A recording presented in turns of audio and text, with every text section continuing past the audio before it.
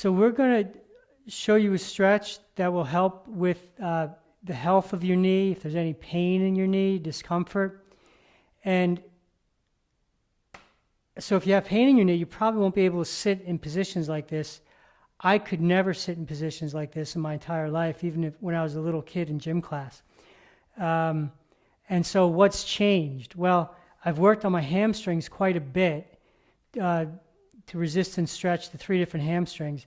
And as the muscles get healthier and the fascia changes, then the muscles can get more comfortable in a shorter position so they can fold, and that you get more space in your knees, and that you have more access to more muscle. And it's more relaxed when you're relaxed, and it contracts when you actually need it to contract. So if there's something going on with your knees, it's not going to be optimal to be on one knee to do a stretch. So we're going to show you 2 different stretches, one in the standing position and in one lying on our back, okay? So let's start standing, okay? And this is going to be for the central hamstring, the back of the leg. And so I'll do the left leg first, okay? So what we're going to do is we're going to just step our left foot forward, maybe a half step. The foot's going to be facing straight ahead. We're going to bend both knees, a slight bend or a big bend, whatever is comfortable for you. And what we're going to do is we're going to pull that front heel back. See the mat buckles up. I pull it straight back. You can feel the back of your leg tighten up. So now it's engaged and we're ready to do the stretch. Pull the heel back, continually pull the heel back while you fold at the waist. Keep your head and neck in line with your spine. Keep pulling back, pull back, pull back. Let it go and come back to the start. So pull the heel back. You got to keep a bend in your knee because you want to change the fascia in the back of the hamstring here. Can you hold on to something for balance, John? Oh, you certainly can. Yeah, hold on to a chair or a wall for balance because we don't want you focusing on the balance. You need to resist continuously through the stretch and let it go. We're going to do about 8 of these, maybe 8 or 10. How fast should people be moving? Well, you can go as fast or as slow as you like, as long as you're continually pulling that heel back and the back of the leg is engaged. Yeah, you can feel it. It's tight, stretching. Let it go. And how about start position? I can see, and hopefully everyone watching can see, that you're starting nice and upright. Sure. I'm starting standing up because in any stretch you do, in any muscle group you stretch, you want to start with the muscle in the shortest possible position. So for this particular stretch, that's standing up. That's standing up. So pull the heel back. I like to check. As soon as you start to resist, you can feel your body twist and turn, and then you can see your asymmetries. Resist. Let's do a couple more.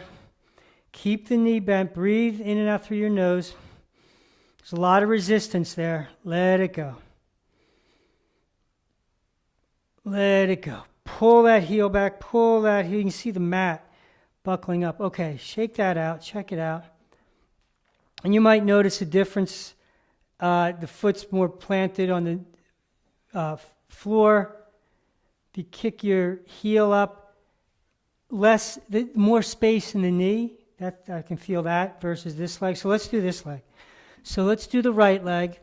I'll give you the side view now here.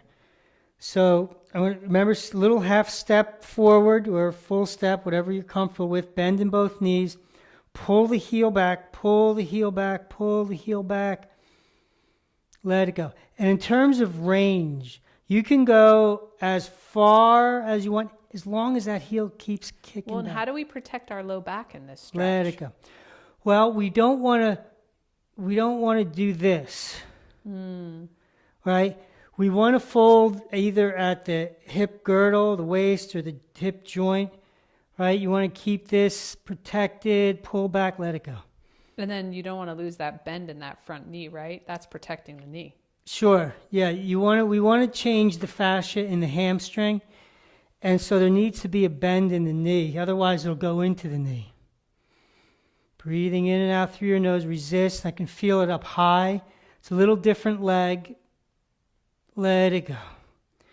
I actually have more sensation in this leg Let it go. See, the mat's buckling up a little bit.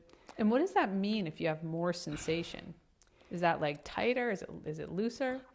Well, we're feeling the muscle. When we have that sensation feeling, that's muscle.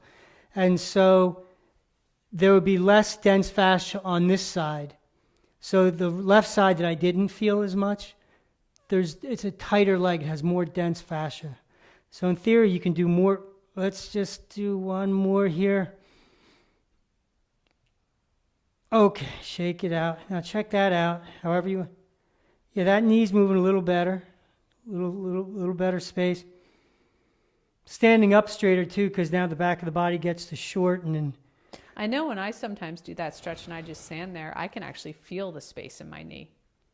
you can. Yeah, just, with my weight coming down through my feet, I can feel the space in the knee. Less compression. Okay, yeah, some people can do that. Feel it right as you don't even have to make a move. Mm-hmm. Okay, now we'll do a set on each leg lying on our back, and you can grab a pillow or a bolster. We're going to lay down, and you can do this lying down in your bed or on a couch. So get comfortable, and we'll do the left leg first. So the left leg's going to go up in the air. You want to have a gentle flex in the foot. I like, again, to keep a little bend in the knee. We're going to interlock our hands behind the knee, okay? And so the leg's going to push away from our body. So our arms are straight, and this is our start position, right? So you're going to press the leg away. Now, I like to put a little arch in the low back. Just a touch of an arch, just so these glutes stay down. You get better and resist while you pull the arm in with your shoulders and your arm. You pull the leg in with let it go. So I'm pulling in, I'm arching my low back. And so your leg is pressing toward the floor while your arms overpower that and draw the leg toward your body? Yes, I'm resisting, and then let it go. And now I resist now. Arch that low back a little bit. Let it go. So we're stretching the same muscle group, but in a different position, a different orientation. And so now we don't, the knee isn't involved, the ankle isn't involved. It's a more direct stretch. Resist, let it go. Breathing in and out through our nose, let it go. So is it safe to say the start position is just however straight you can get your arms? You start there. That's it, right there. Let it go.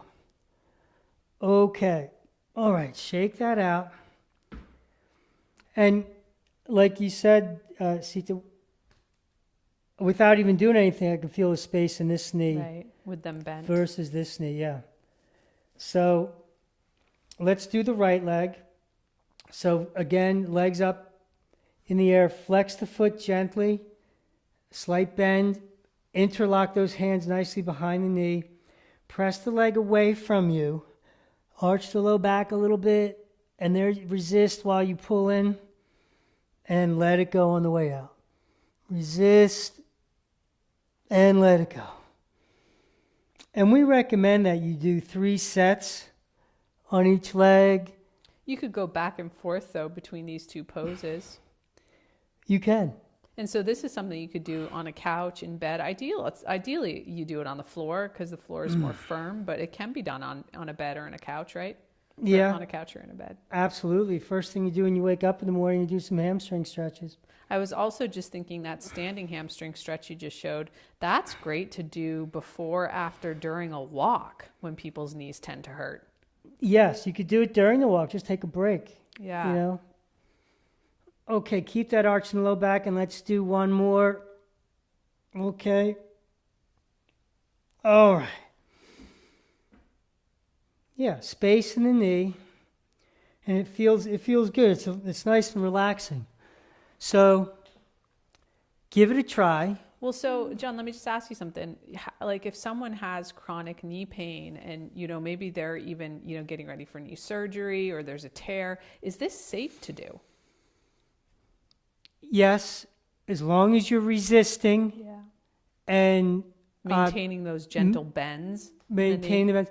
And you don't be careful of the end range because that's when people lose resistance. Right. So you have to be able to resist, and you have to be able. You don't want to fatigue the muscle. So do 3 sets of 10 are usually good to start off with, and you can increase it if it's something chronic. You might need to do more reps. I mean, I think the bottom line is with bendable body, we don't stretch into joints. We stay away from the joint. We want to stretch into that fascia. So if you do it right, your joints protect. As a matter of fact, it's going to get better and healthier and more pain-free.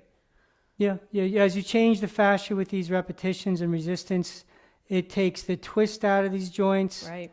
and creates space. Right. And you're protected while you're doing the stretch. Yeah.